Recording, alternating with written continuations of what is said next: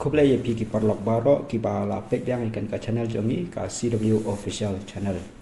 Mentak kenti ngan wan lam chapi ya ka kubor ha ka baydai pat ka jingle kai football jong kari India ka ISL.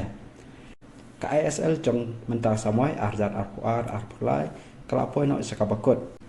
Ha ka baka Atletico di Kolkata Mohan Bagan kala long ka nam ladu jong mentak usnam. Kani kadai hadian ba kala pelim no ya ka Bengaluru FC rasau lalai haka jeng shoot tiebreaker ka etike Mohan Bagan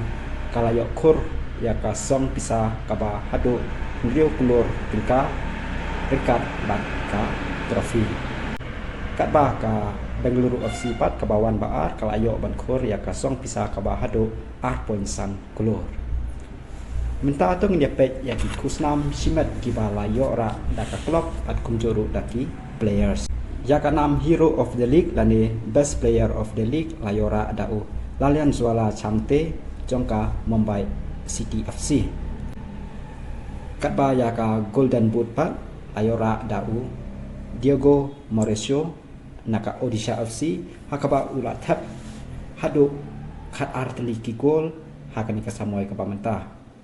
katba naka liang jong u rang akwal bat betam hakan ka samoy ka pamenta layora da u goalkeeper jong ka Atletico di Kolkata Mohan Bagan u Vishal Kate hakaba ulayo ban khor hadu khat artli ki clean sheet menta ka samoy katba ya u player ba khna tam bat betam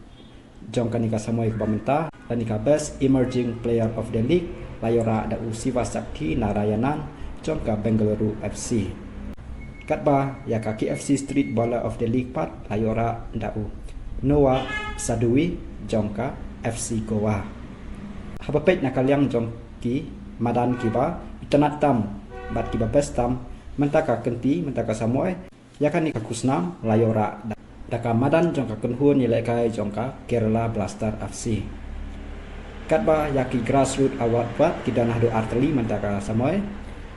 layora daka kenhun jongka Bengaluru FC bat ka kenhun jongka FC Goa. Tak kini kubur organisasi 4 Kublai